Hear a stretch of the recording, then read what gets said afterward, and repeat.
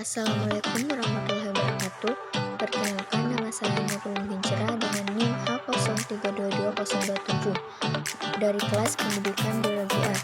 Untuk memenuhi tugas mata kuliah dari genetika molekuler, dari video kali ini saya akan menjelaskan tentang eksperimen percobaan dari Michelson dan Stahl.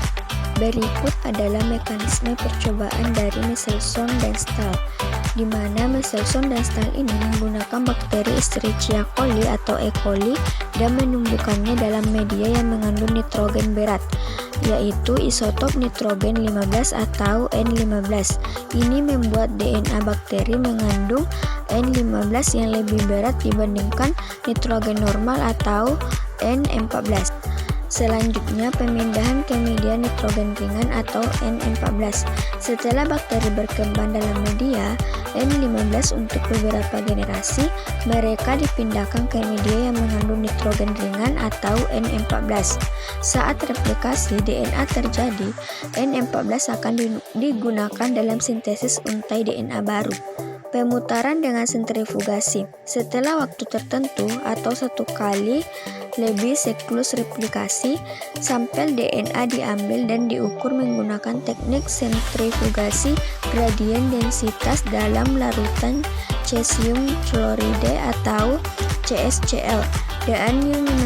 DNA yang mengandung nitrogen berat atau N15 akan terletak di dasar tabung, sementara DNA yang lebih ringan atau N14 akan berada lebih dekat ke bagian atas.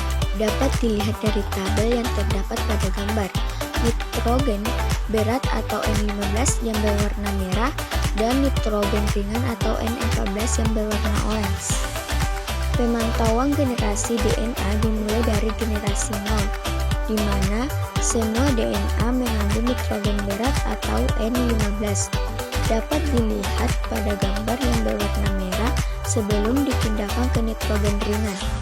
Pada tabel dapat dibuktikan bahwa DNA yang berwarna merah lebih dominan atau 100%, atau bisa disebut dengan 100% isotop nitrogen N15. Selanjutnya generasi 1.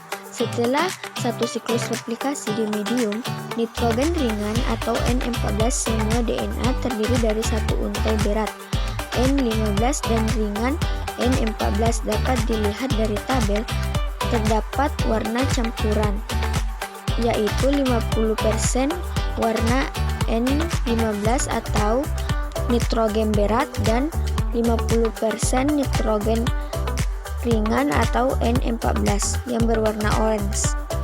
Selanjutnya generasi 2. Setelah dua siklus replikasi, ada dua jenis DNA yang terdiri dari satu untai berat dan satu untai ringan. Pada gambar terdapat 50% campuran dan 50% nitrogen ringan atau N14.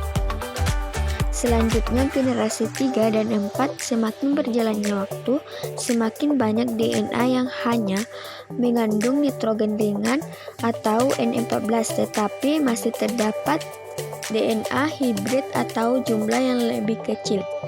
Tabel selanjutnya yaitu sentrifugasi gradien dan sitasium klorida.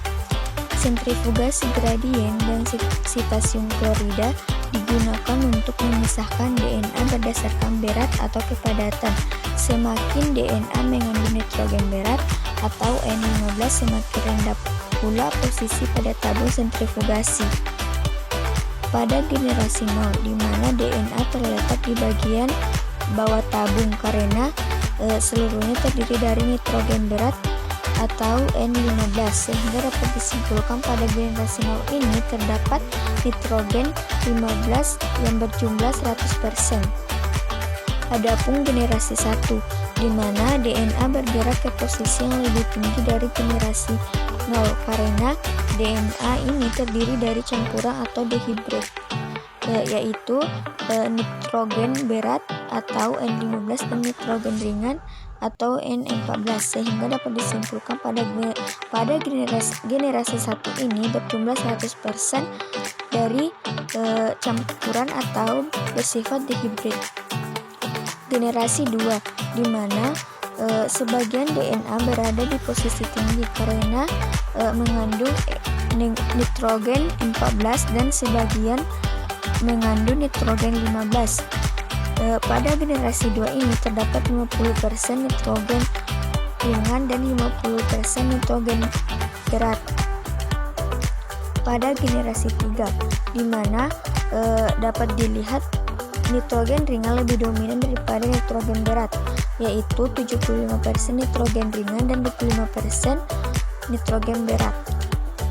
Pada generasi 4, sama halnya dengan generasi 3, di mana nitrogen ringan lebih dominan daripada nitrogen 12, di mana nitrogen ringan ini bertambah menjadi 88% dan nitrogen beratnya semakin berkurang, yaitu 12%.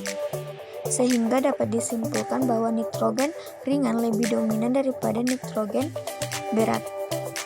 Kesimpulan percobaan dari Michelson-Stahl, di mana percobaan ini mendukung model semi-konservatif replikasi DNA, di mana setiap untai DNA baru memiliki satu untai dari molekul induk dan satu untai yang disintesis baru.